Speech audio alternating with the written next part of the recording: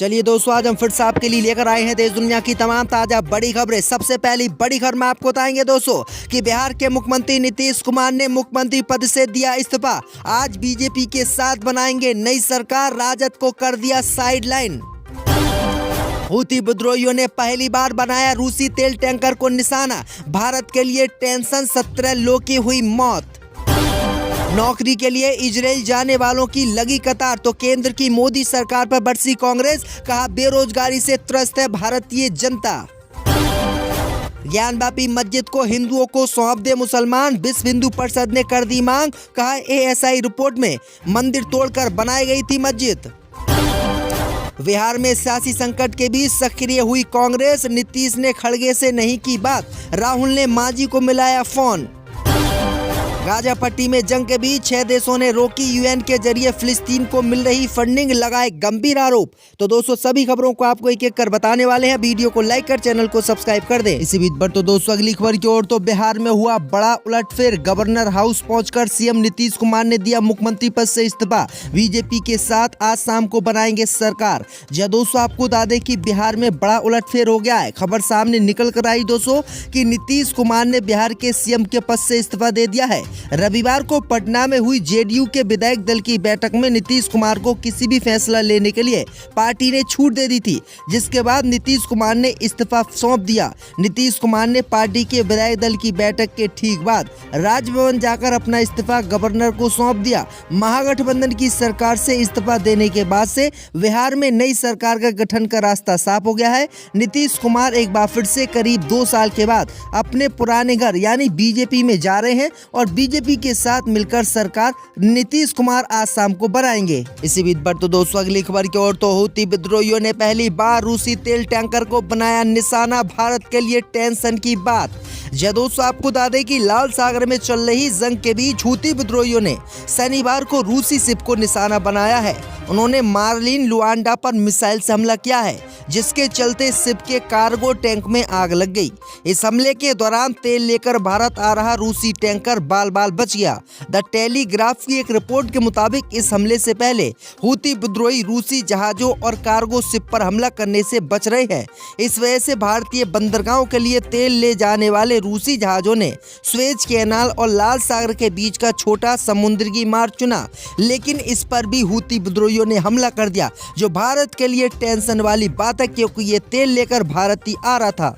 इसी बीच पर तो दोस्तों अगली खबर की ओर, तो नौकरी के लिए इजराइल जाने वालों की लगी कतार, केंद्र की मोदी सरकार पर बरसी कांग्रेस, कहा बेरोजगारी से परेशान है भारतीय युवा। दोस्तों, आपको बता दें कि हमास के साथ जारी युद्ध के बीच इजराइल में नौकरी तलाश रहे भारतीय युवाओं के मुद्दे पर कांग्रेस पार्टी ने केंद्र की मोदी सरकार पर हमला बोला है।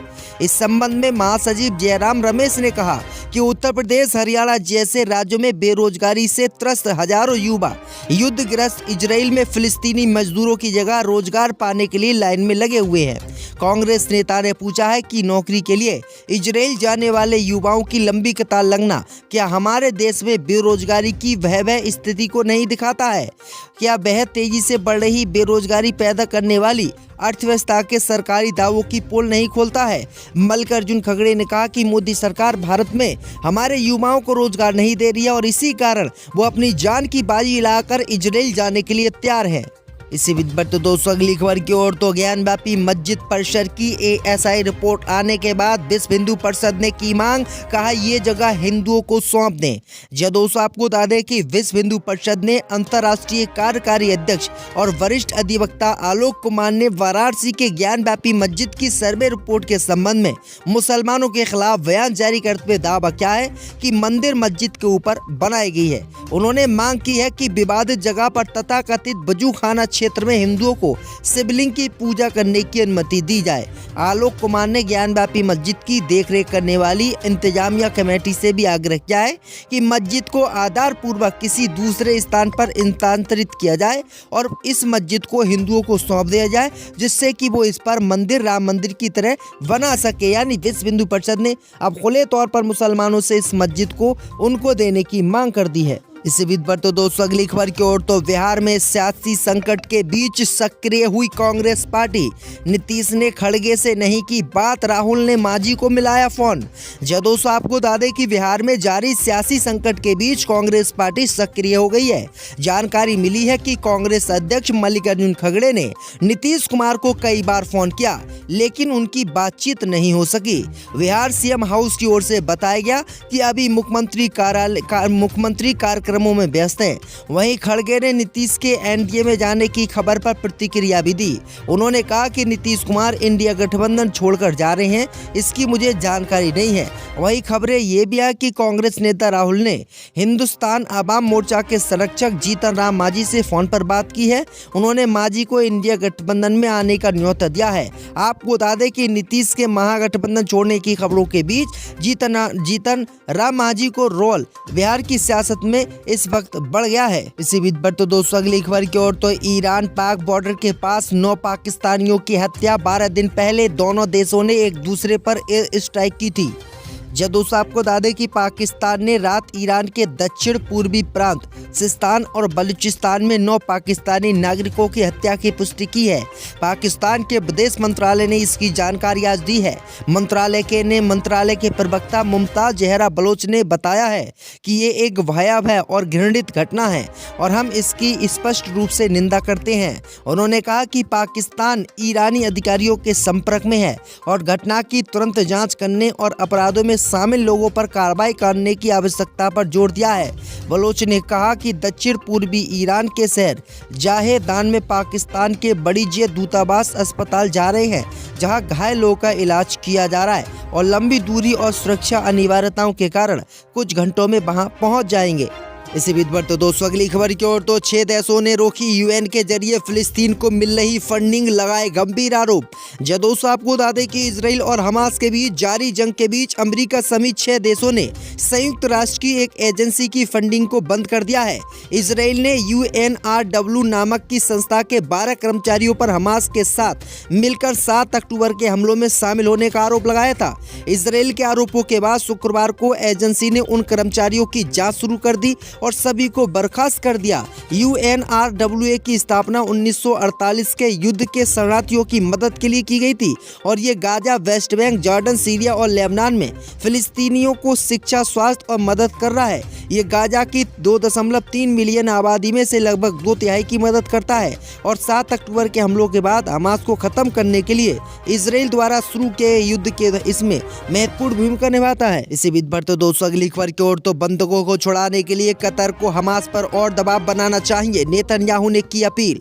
जब दोस्तों आपको बता दें कि इजराइल के आतंकी प्रधानमंत्री बेंजामिन नेतन्याहू ने कहा कि कतर को गाजा में बंधकों की रिहाई के लिए हमास पर अपने प्रभाव का इस्तेमाल करना चाहिए। नेतन्याहू आतंकवादी ने शनिवार को तेल अवीव में एक संवाददाता सम्मेलन में ये बातें कही हैं।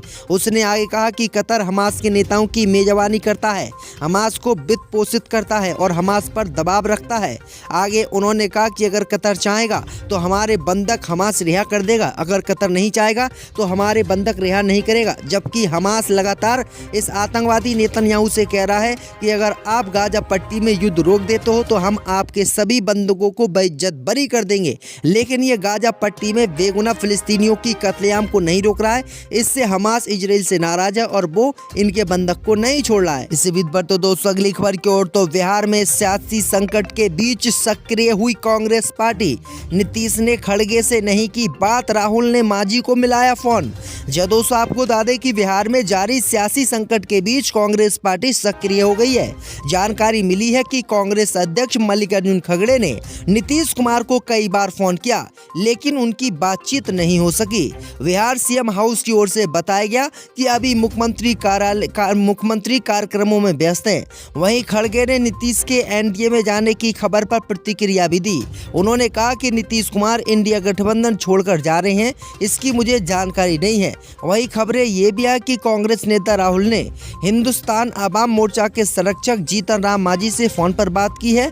उन्होंने मांझी को इंडिया गठबंधन में आने का न्योता दिया है। आप आपको बता दें कि नीतीश के महागठबंधन छोड़ने की खबरों के बीच जीतन राम मांझी को रोल बिहार की सियासत में इस वक्त बढ़ गया है। तो दोस्तों अगली खबर की ओर, तो 6 देशों ने रोकी यूएन के जरिए फिलिस्तीन को मिल रही फंडिंग, लगाए गंभीर आरोप। जब दोस्तों आपको बता दें कि इजराइल और हमास के बीच जारी जंग के बीच अमेरिका समेत 6 देशों ने संयुक्त राष्ट्र की एक एजेंसी की फंडिंग को बंद कर दिया है। इजराइल ने UNRW नामक की संस्था के 12 कर्मचारियों पर हमास के साथ मिलकर 7 अक्टूबर के हमलों में शामिल होने का आरोप लगाया था। इजराइल के आरोपों के बाद शुक्रवार को एजेंसी ने उन कर्मचारियों की जांच शुरू कर दी और सभी को बर्खास्त कर दिया। UNRWA की स्थापना 1948 के युद्ध के शरणार्थियों की मदद के लिए की गई थी और ये Gaza, West Bank, Jordan, Syria और लेबनान में फिलिस्तीनियों को शिक्षा, स्वास्थ्य और मदद कर रहा है। ये गाजा की 2.3 मिलियन आबादी में से लगभग 2/3 की मदद करता है और 7 अक्टूबर के हमलों के बाद हमास को खत्म करने के लिए इजराइल द्वारा शुरू किए युद्ध के इसमें महत्वपूर्ण भूमिका निभाता है।